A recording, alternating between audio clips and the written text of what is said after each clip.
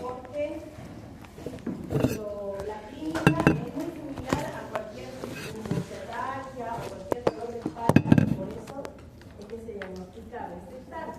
¿Bien? ¿Qué es la espondilitis anquilosante? Es una familia de enfermedades, entre ellas tenemos la espondilitis anquilosante, la artritis reactiva que ya vimos, la artritis psoriásica, artritis enteropática o las artritis de inicio juvenil o no diferenciadas. Como tal, la espondilitis anquilosante es una enfermedad inflamatoria por el itis, acuérdense, que afecta fundamentalmente el esqueleto axial, o sea, columna, pelvis, tórax y en especial las circulaciones, las articulaciones sacro y iliacas. Es progresiva, casi siempre bilateral, puede afectar las articulaciones periféricas y también puede haber incluso manifestaciones extraarticulares, pero su característica principal es el sacro y ileitis. ¿Bien? Es más frecuente en varones, 2 a 3 en relación a una mujer, y aparece, fíjense, entre la segunda y tercera década de la vida, o sea, en varones jóvenes.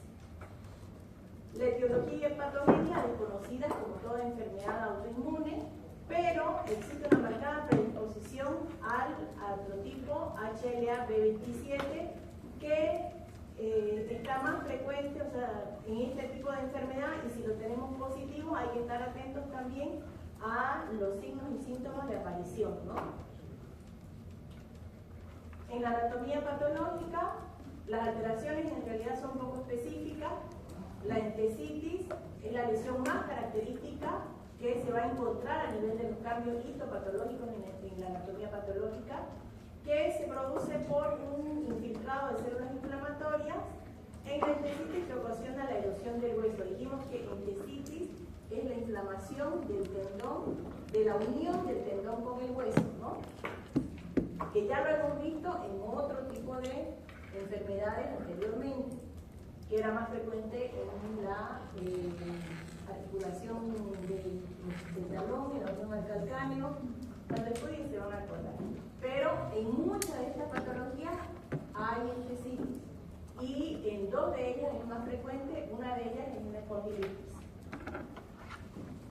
¿Ven lo que les decía, no?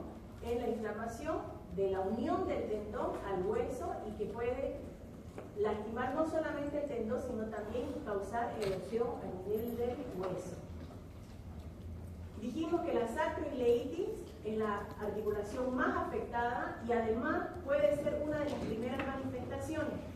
En la biopsia aquí se va a observar sinovitis a nivel de la médula mieloide, existe un panus o paño sinovial también que se observa del infiltrado que hay a nivel de esta zona, y tejido de granulación a nivel subcondral.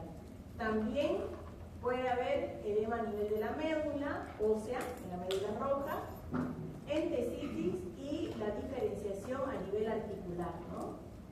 Por eso es que la clínica se puede confundir con una lumbalgia, con tipo de dolores que uno acusaría a mala postura, de repente a esfuerzo. Las alteraciones histopatológicas, aquí lo dijimos, aquí está el dibujito. Acá fíjense que esto es la unión del sacro con el ilio, por eso es sacroileitis, ¿no? Y que dijimos anteriormente que generalmente es bilateral, pero puede empezar de manera unilateral. El cuadro clínico, la característica es la rigidez vertebral matutina.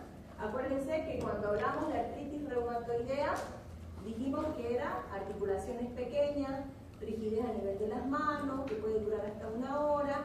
Bueno, en este caso, como es más axial el problema, la rigidez es más que todo a nivel vertebral matutina, que desaparece con la actividad física durante el día. El dolor vertebral suele localizarse cuando está empezando la enfermedad a nivel lumbar.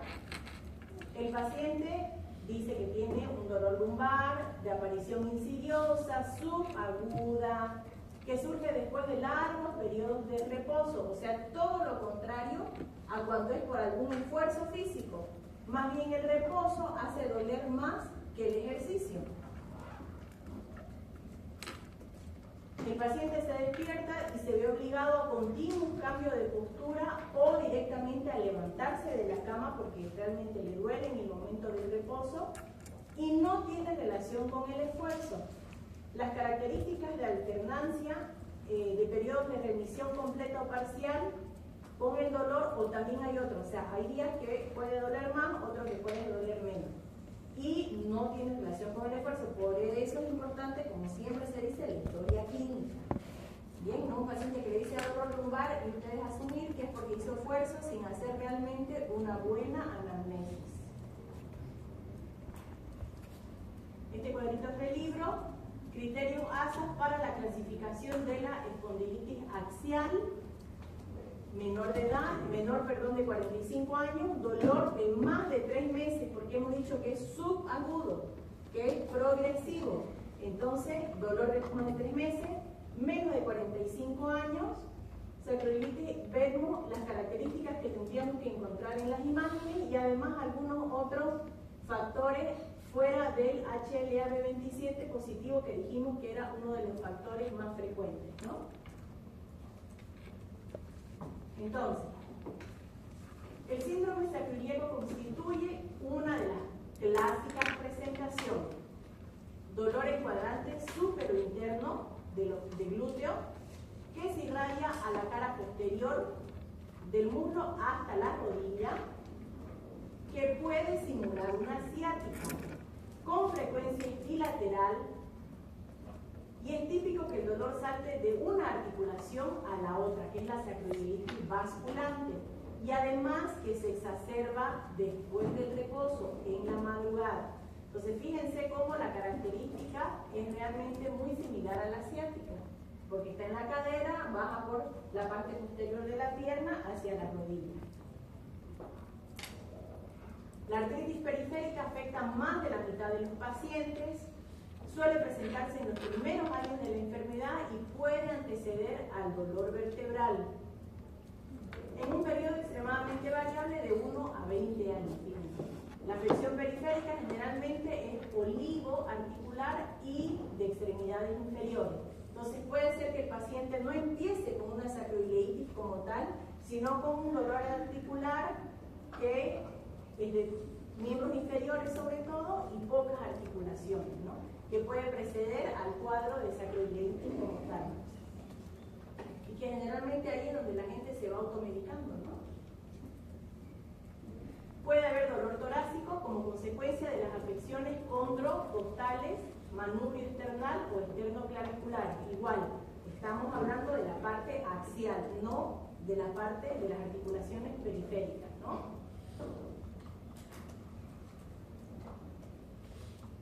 Lógicamente esta enfermedad va a ser variable. Va a haber, sí, con el pasar del tiempo, limitación y deformidad vertebral, que lógicamente con un mal tratamiento va empeorando y el pronóstico es peor, ¿no? Si es que no se hace tratamiento, todas las lesiones y toda la limitación puede llegar a ser permanente, porque como vamos a ver más adelante, van a haber cambios a nivel de los huesos y puede haber una fusión a nivel de la columna, lo que lógicamente va a limitar el movimiento, tanto en el plano sagital como en el frontal, o sea, extensión, todo lo que es extensión, flexión y además también los movimientos laterales. El test de Schober es para evaluar la movilidad lumbar. ¿Qué es lo que nosotros hacemos? Colocamos, medimos en el paciente de pie, medimos donde tenemos la parte, donde termina la parte sacra hasta la primer lumbar, y le pedimos al paciente que haga flexión de la columna. Esa distancia tiene que aumentar de 5 a 7 centímetros el espacio. ¿Por qué? Por extensión del espacio. Lógicamente, si hay limitación en la flexión, no va a haber ese movimiento. A ver,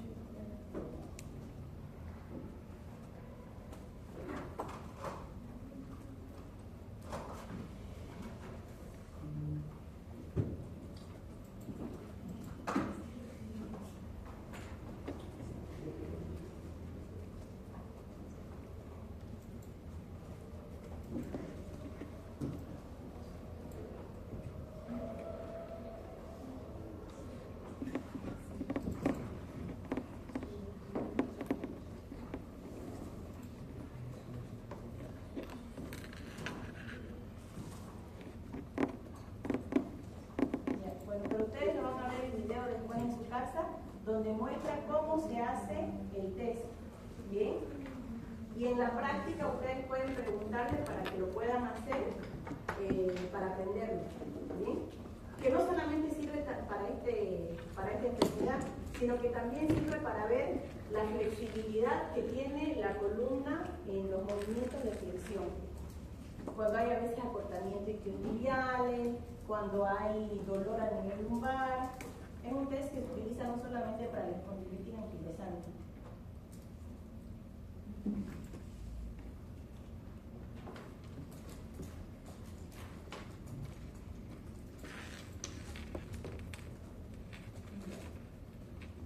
Dijimos que pueden haber manifestaciones extraarticulares, como ser la uveitis, colitis, ileitis, o sea, a nivel intestinal. Pueden haber también cardiopatías, puede ser una cardiopatía isquémica, insuficiencia aórtica, enfermedad pulmonar, neuropatía, nefropatía, osteoporosis. ¿Cómo vamos a hacer el diagnóstico?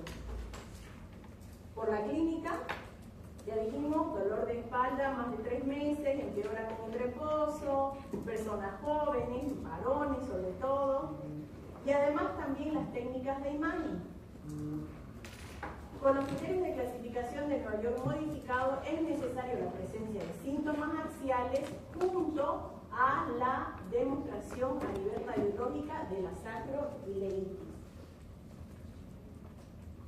Tenemos que tener también datos de laboratorio como por ejemplo PCR aumentada, BCG aumentado, que si bien son pruebas inespecíficas, están aumentadas en el laboratorio, y el HLA B27, que fíjense que puede estar presente del 75 a 90% de los pacientes. La fosfatasa alcalina también puede estar aumentada, sobre todo si estamos hablando de un proceso inflamatorio a nivel de los huesos. ¿Bien? Y los anticuerpos, factor reumatoideo, anti-CCP, antinucleares, son negativos. ¿Por qué? Porque no estamos hablando del proceso de lupus, fiebre reumática, artritis reumatoidea. ¿Bien? Ahora, en la radiografía, ¿qué es lo que vamos a ver? La sacroileitis se ve al inicio en un cuarto de los pacientes. La resonancia es la método de elección para ver la sacroileitis. Ahorita vamos a hablar un poco de aquí de la columna. Pero para ver la sacroileitis, lo ideal es la resonancia magnética, donde vamos a ver cambios inflamatorios en cartílago y edema de la médula ósea. ¿Por qué? Porque con la resonancia nosotros podemos ver mucho mejor todo lo que es tejidos blandos. ¿Bien? Ahora, por ejemplo, en la columna, ¿por qué hay la limitación? Porque ustedes fíjense que esto es el hueso, ¿no? Esta es la vértebra. Estos son los discos. A nivel de los discos, fíjense cómo esto se va calcificando y cómo en ambos extremos el disco disminuye y además se va calcificando. Y esto es lo que forma, lo que no permite que haya una buena movilización de la columna, tanto extensión como flexión. ¿Bien? Estos cambios, lógicamente, son progresivos. Primero vamos a tener erosión a nivel de los huesos, luego esclerosis a nivel de las articulaciones, sindesmosis y luego la fusión. Esto es el paso que va pasando a nivel de la columna hasta que llega a la fusión. Fíjense en esta columna, se dice que es similar a la caña de bambú. No sé si alguna vez han visto una caña de bambú. La característica es así, la columna está rectificada porque normalmente nosotros tenemos curvas fisiológicas tanto a nivel cervical como a nivel lumbar y dorsal. Pero cuando hay una fusión, fíjense cómo se rectifica la columna y se pierde el espacio a nivel interdiscal y además vemos la calcificación anterior y posterior. ¿No?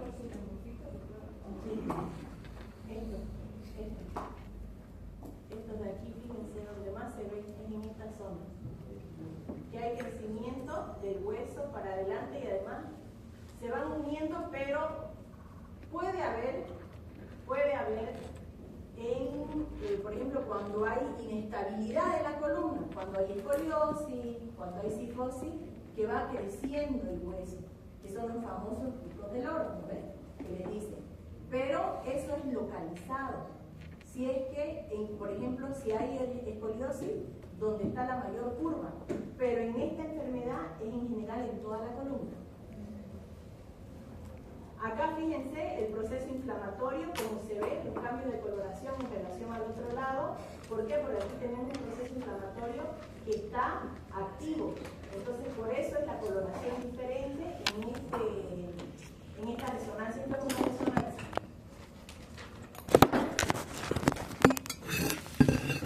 Dijimos que había criterios diagnósticos para poder hacer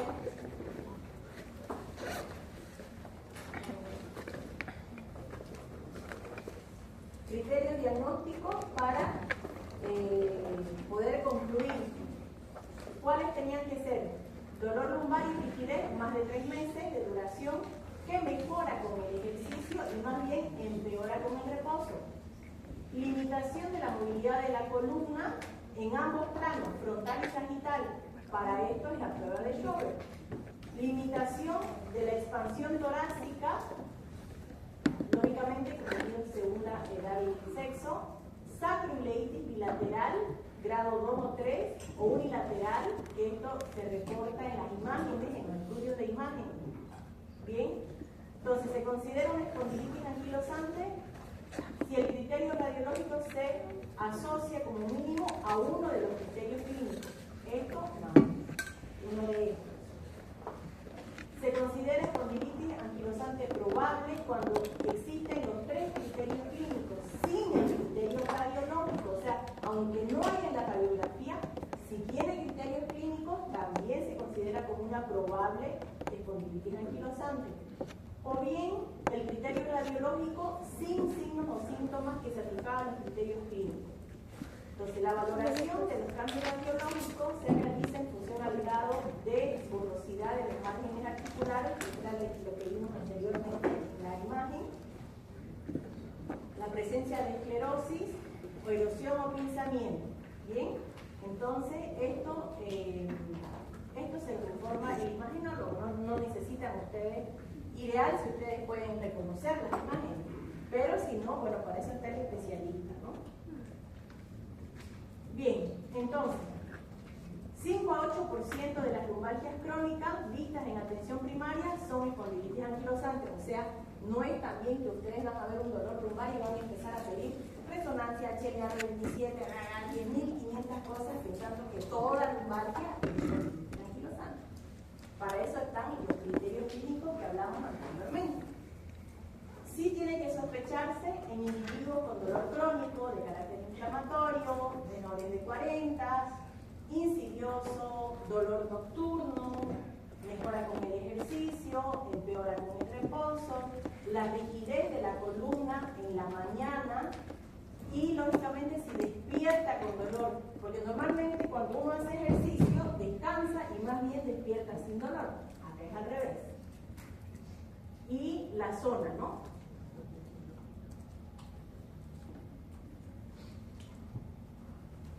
La presencia de 4 de estos criterios de lumbalgia inflamatoria tiene una sensibilidad de 77%, especificidad del 91.7%.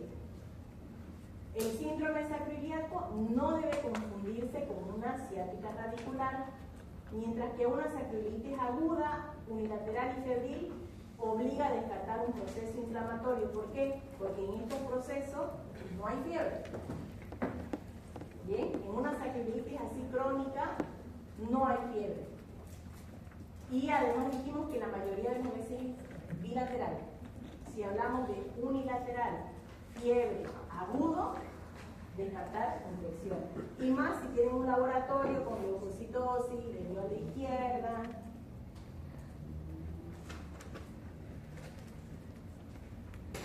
Esta es más o menos toda la clase resumida, dolor lumbar, los criterios diagnósticos, ¿no? De cómo vamos a hacer. Y siempre tener en cuenta que más del 90% de los pacientes van a tener el HLA B27 positivo. Esto igual está en el libro para que ustedes lo vean con calma, un algoritmo de cómo vamos a hacer el diagnóstico. El pronóstico, lógicamente va a ser variable, depende de cómo le esté afectando al paciente y qué tan importante sea su compromiso inflamatorio, ¿no? Va desde la persona con rigidez leve, radiografías normales, hasta los pacientes que ya tienen una fusión completa de la columna, artritis coxal bilateral intensa, artritis periféricas graves y manifestaciones articulares. Eso ya va a depender de cada persona, ¿no? ¿Cómo vamos a hacer el tratamiento? Primero, si hablamos que está con dolor, reducir el dolor. Y tratar de reducir la rigidez articular para prevenir la anquilosis y las deformidades, ¿no? Entonces el paciente, lo ideal es tratar de hacer fisioterapia en los procesos donde no hay una inflamación aguda, donde no hay mucho dolor, para darle una buena calidad de vida. Los AINE nos ofrecen un beneficio inmediato, pero sabemos que no lo podemos dar por tiempo prolongado porque tienen muchos efectos colaterales a largo plazo, pero sí para calmar el dolor en la fase aguda, ideal. Y después tenemos ya otra medicación que es más inmunosupresora para bajar el proceso autoinmune y luego tener una dosis de mantenimiento de acuerdo a cómo vamos viendo que mejora la clínica y el paciente puede moverse nuevamente y tratar de hacer su vida normal, ¿no?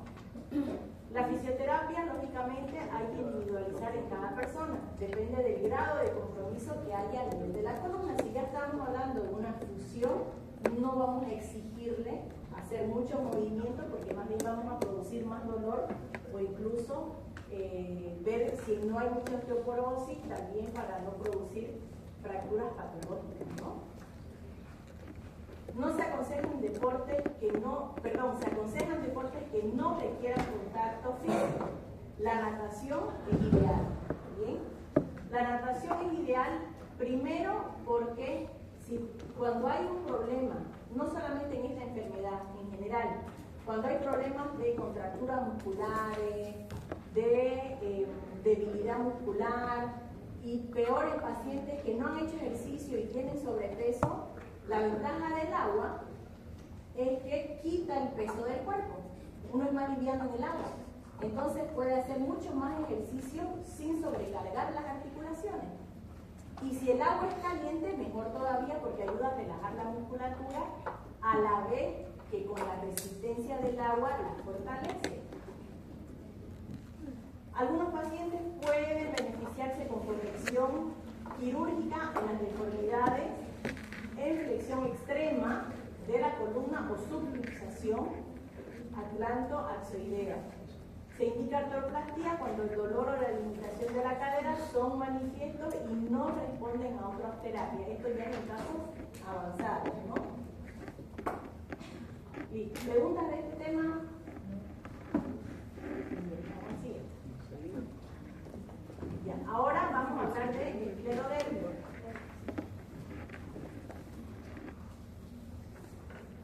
Bien.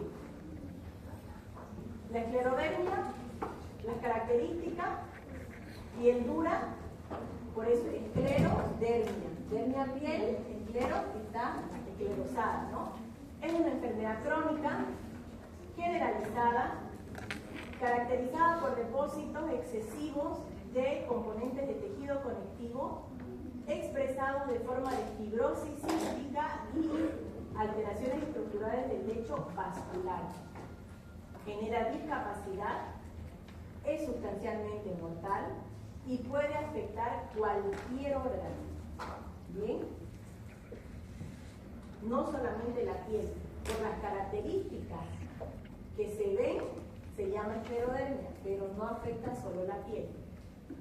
Etiopatogenia, conocida como toda enfermedad autoinmune. Existen 3 elementos básicos que van a intervenir en los mecanismos patogénicos: trastornos de la síntesis de colágeno, alteraciones vasculares y anomalías inmunológicas.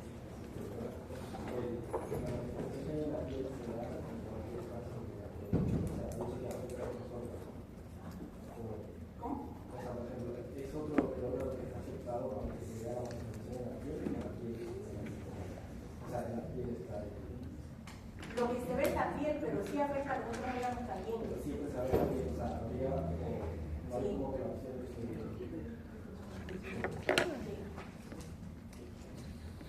¿Qué vamos a ver en la anatomía patológica? Esclerosis sistémica.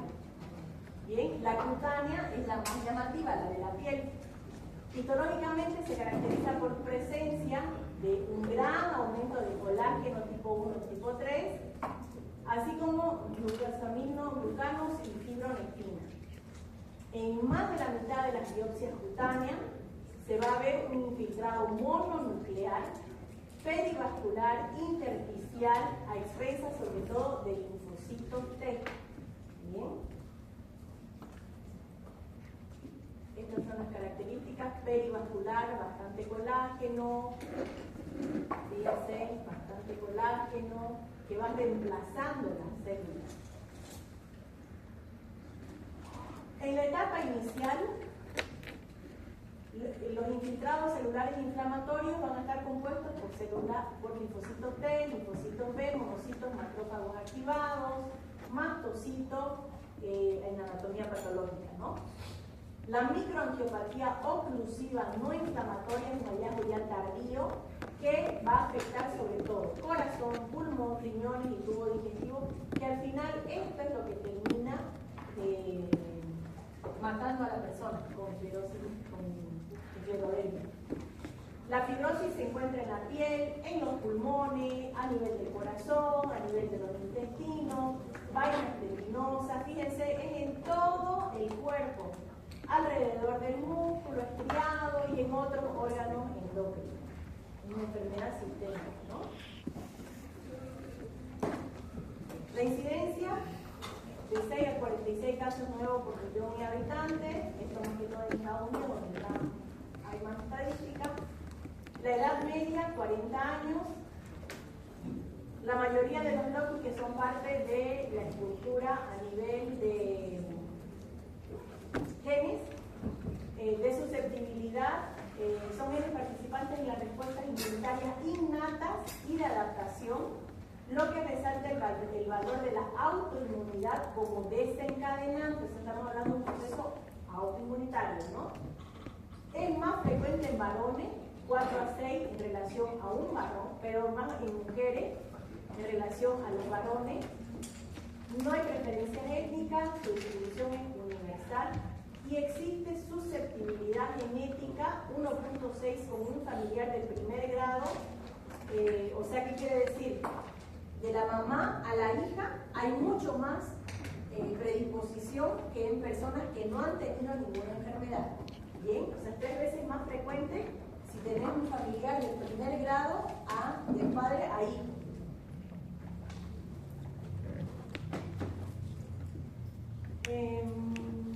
Estos son criterios diagnósticos para lo mismo, similar a las otras enfermedades. ¿Por qué? Porque como son enfermedades que tienen muchos síntomas similares entre los procesos autoinmunes, entonces existen tablas, criterios diagnósticos para ir descartando y anotando algunos y sumar. Y los que más son positivos, ahí uno se va hacia ese diagnóstico. Así funcionan estas enfermedades autoinmunitarias. Entonces, fíjense las características en cada uno de los órganos. En la boca, serostomía, hay abertura reducida. ¿Por qué? Porque hemos dicho que hay rigidez en la piel, que hay fibrosis. Y por eso también se dice que tienen estos pacientes boca de pajarito. ¿Por qué? Porque se va cerrando por la fibrosis. Bien, hay una apertura disminuida. A nivel del tubo digestivo superior hay esofagitis por reflujo, esófago de Barre, gastroparesia, o sea, menor movimiento. Paresia, sabemos que es disminución del movimiento, menor disminución de movimiento a nivel gástrico, por eso también se adelgazan, comen menos, porque se llenan más rápido. A nivel intestinal, tubo digestivo inferior, crecimiento bacteriano excesivo ¿por qué? Porque igual, al ser el flujo más lento, entonces crecen más las bacterias. ¿Por qué? Porque el contenido no se vacía rápidamente, ¿no? Pseudoobstrucción, por lo mismo que estoy diciendo. A nivel pulmonar, enfermedad intersticial pulmonar. ¿Por qué? Porque disminuye la expansión. Hay más problemas restrictivos. A nivel cardíaco puede haber pericarditis, disfunción diastólica, miocardiopatía, pueden haber arritmia, crisis renal esclerodérmica a nivel de los ambos riñones. En la piel, induración, calcinosis cutánea, telangiectasia. A nivel vascular, fenómeno de Raynaud, que igual hemos visto en otro grupo de enfermedades. Úlceras digitales isquémicas, ¿por qué? Por alteración a nivel de la circulación. Y musculoesquelética, contracturas articulares, a nivel de los tendones, prótesis, ¿no? Tendinoso, miositis también. Entonces fíjense que es una enfermedad, por eso dice discapacitante y además mortal, ¿no? Lógicamente, mientras va avanzando la enfermedad, va avanzando en todo el cuerpo.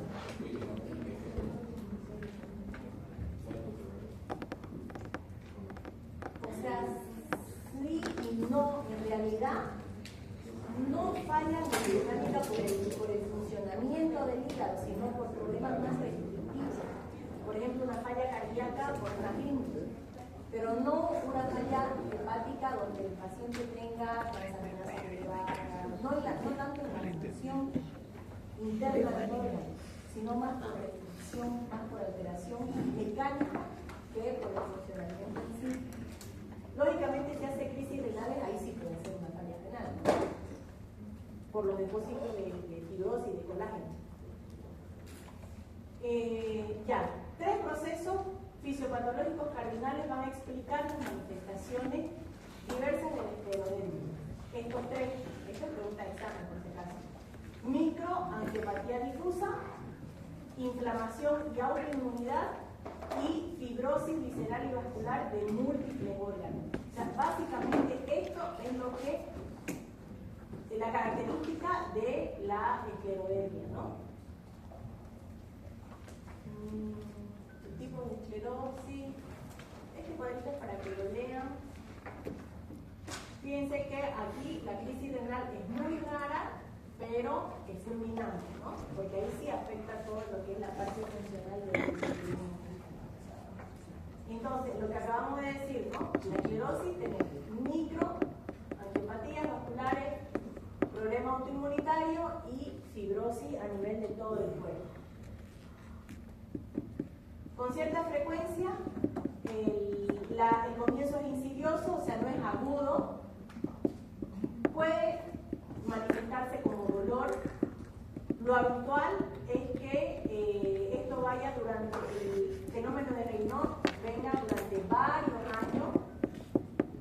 Ustedes saben que el fenómeno de Raynaud empeora con los cambios de temperatura, sobre todo con el frío, pero a la vez va a haber también un endurecimiento a nivel de las manos, distinto al fenómeno de Raynaud que se ve, por ejemplo, en el síndrome de Sjögren, en la artritis. Aquí hay compromiso también de la piel. ¿Qué es lo que vamos a tener? Existen 3 fases.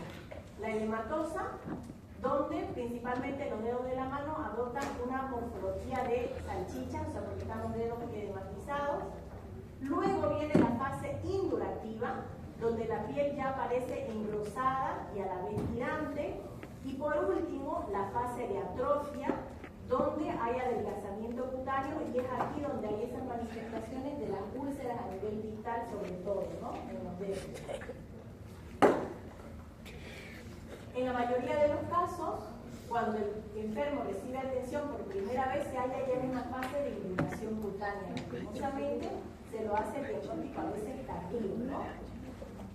¿Y qué es lo que vamos a ver? La piel está dura, más o menos extensa, no hay posibilidad de pellizcarla. ¿Por qué? Porque ya no tiene esa flexibilidad que tiene la piel. Hay pérdida de las arrugas en el piel cutáneo los labios están adelgazados y hay inexpresión al nivel del rostro. ¿Por qué? Porque tenemos una piel dura y además disminución en la apertura bucal. ¿Bien? Fíjense la característica de los dedos. Hay esclerosis y la esclerosis no solamente es en la piel, sino que va perdiendo también a nivel óseo. Ahí fíjense como aquí hay destrucción ya de la última falange. Y además esto puede desarrollar osteomielitis si es que tenemos una herida abierta con exposición del hueso, ¿no? Y esto sería la exorción ósea. Fíjense como las características de la piel, hiperpigmentación de las citáceas, que no solamente suceden a nivel de las manos, sino también a nivel cardíaco. El fenómeno de Raynaud es la manifestación inicial más frecuente, se caracteriza por una respuesta anormal del flujo sanguíneo ante la exposición del frío de las pequeñas arterias digitales. Por eso los cambios de coloración.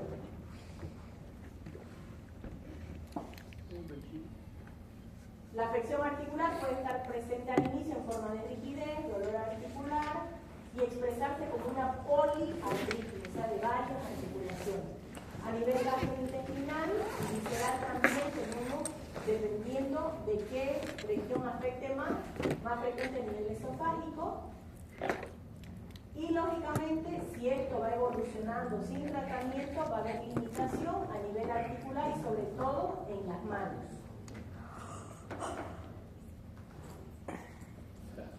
Esto, dependiendo del tipo que estamos hablando, los anticuerpos que tenemos presentes, pero no necesito que se lo aprendan. Acá es parte de las manifestaciones extra fuera de la piel que vamos a tener, por ejemplo, en la manometría, o sea, cuando medimos presión a nivel del esófago, lógicamente vamos a encontrar que hay aumento de la misma, hay una disfunción esofágica y vamos a tener disfagia, pirosis, dolor retroesternal, plenitud epigástrica postprandial. A nivel pulmonar, en frecuencia, la segunda manifestación a nivel visceral y es de mal pronóstico y la principal causa de muerte. ¿Por qué? Porque fíjense cómo hay cambios. Esto es un pulmón normal y esto es un pulmón donde tenemos bastante esclerosis a nivel del parénquima. Y lógicamente esto causa disfunción a nivel respiratorio, ¿no? Acá, fíjense que tenemos en cada uno los síntomas y el tratamiento para que lo lean, porque ya les he dicho, por ejemplo, puedo preguntar, qué sé yo, de tres, que me dé un ejemplo de cada uno de ellos. Un ejemplo de cada uno, porque tenemos, qué sé yo, tres manifestaciones gastrointestinales.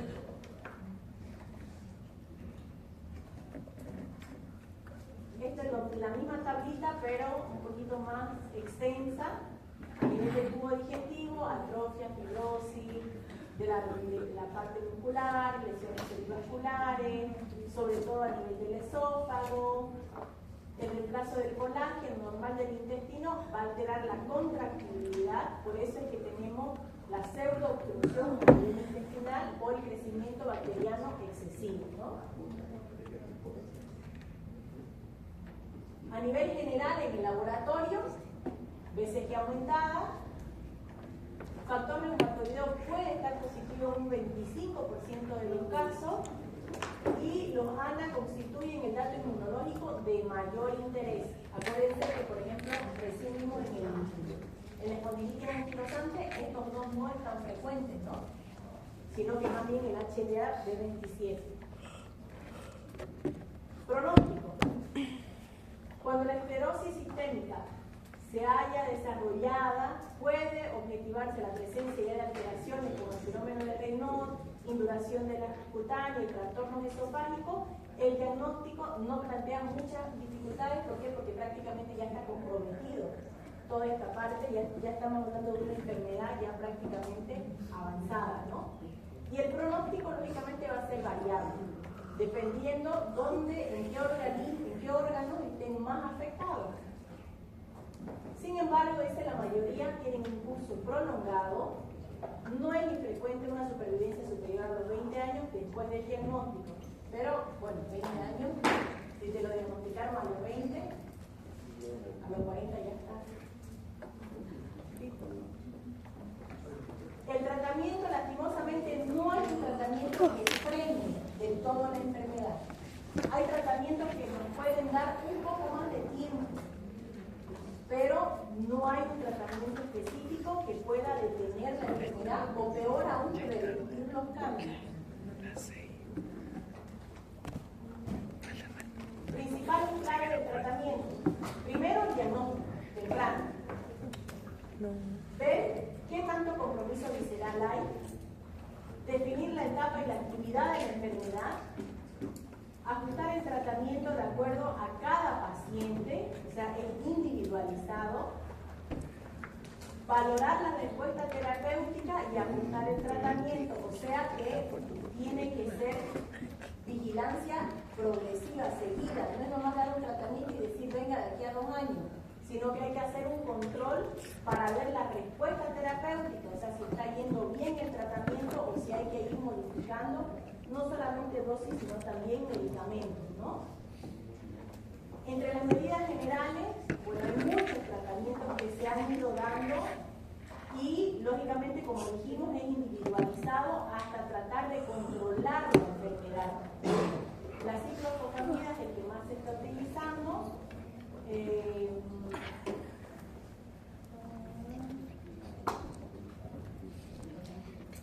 El tratamiento específico va a depender de las manifestaciones que estén en ese momento, el fenómeno de Raynaud, protección ante el frío, guantes, lógicamente, y podemos utilizar bloqueadores de canales de calcio como nifedipino o litiazem para disminuir un poco los síntomas, ¿no?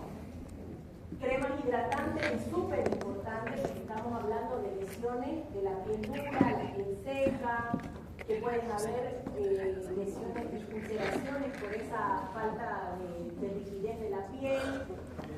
Antibióticos si es que hubiese algún proceso infeccioso, ya sea intestinal o también en piel. Inhibidores de la bomba de protones para la protección gástrica. Y ante la rigidez y artralgia, AINES, pero si estamos hablando de que puede haber un compromiso renal, ya hemos dicho que los AINES son por poco tiempo. En cuanto a la afección pulmonar, las medidas terapéuticas muchas veces son sintomáticas. Oxígeno, broncodilatadores, antibióticos si hay proceso infeccioso. Aunque se ha observado mejoría o estabilidad funcional con la administración de ciclofosfamida, glucocorticoide o bifenolato, ¿no? Y si hay una hipertensión arterial pulmonar, podemos utilizar vasodilatadores como la nifedipina. Los IECA también son ideales cuando estamos hablando de hipertensión arterial moderada, porque además también los IECA tienen cierto factor protector a nivel renal. ¿Preguntas? No.